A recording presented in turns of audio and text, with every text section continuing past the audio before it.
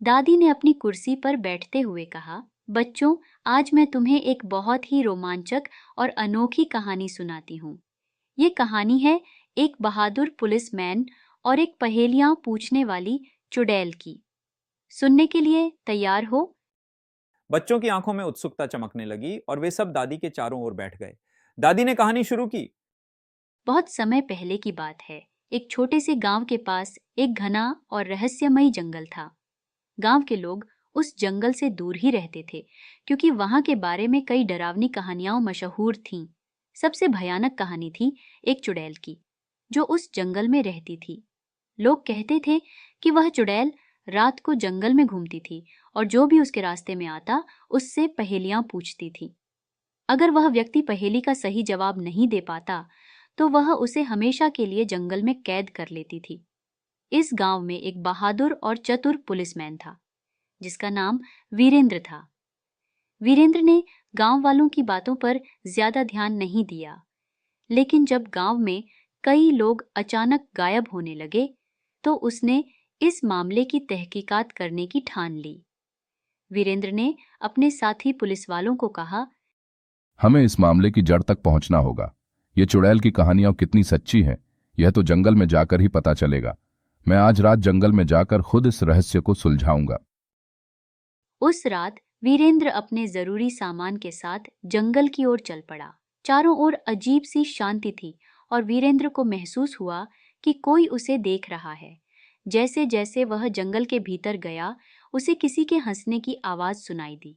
वीरेंद्र ने आवाज की दिशा में देखा तो सामने एक महिला खड़ी थी, जिसने काले वस्त्र पहने हुए थे और उसकी आंखों में एक अजीब सी चमक थी।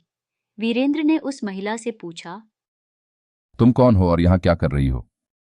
महिला ने धीमे स्वर में कहा, मैं वही हूं जिसकी कहानियां तुमने सुनी हैं। मैं इस जंगल की चुड़ैल हूं और तुम, वीरेंद्र, मेरे अगले शिकार हो। वीरेंद्र ने दृढ़ता से कहा, मैं तुम्हारे जाल में फंसने वाला नहीं हूं। अगर तुम सच में चुड़ैल हो तो मुझे कुछ साबित करके दिखाओ।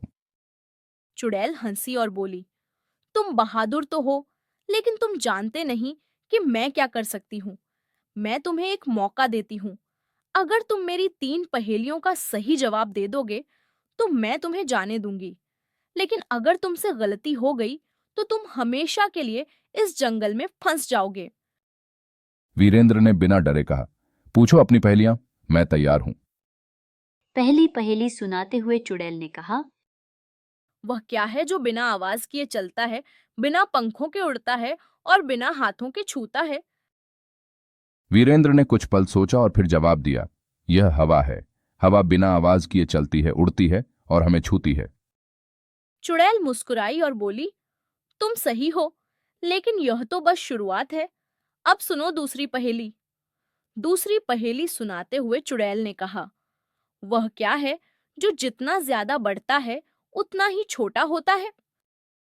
वीरेंद्र ने ध्यान से सोचा और फिर जवाब दिया, वह है अंधेरा।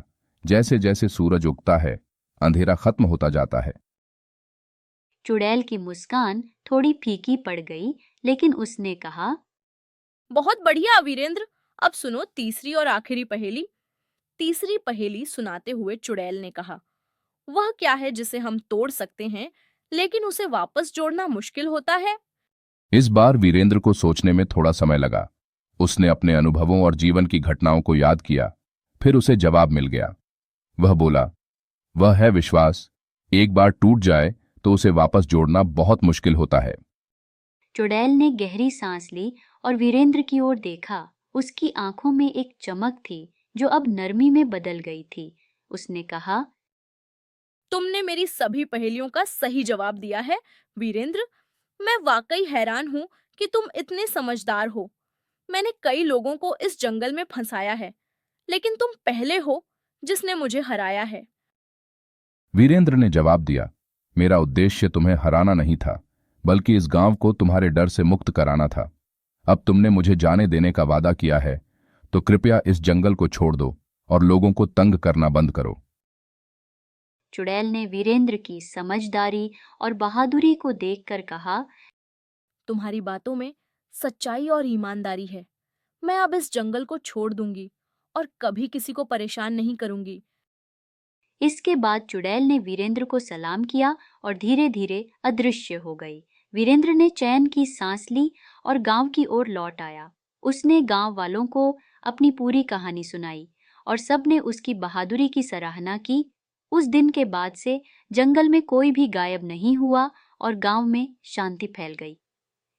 दादी ने कहानी खत्म करते हुए कहा, याद रखना बच्चों, सच और साहस के आगे कोई भी ताकत नहीं टिक सकती। अगर तुम समझदारी से काम लोगे तो किसी भी मुश्किल से बाहर निकल सकते हो। बच्चों ने खुश होकर तालियां बजाईं और इस रोमांचक कहानी को हमेशा के लिए याद कर लिया।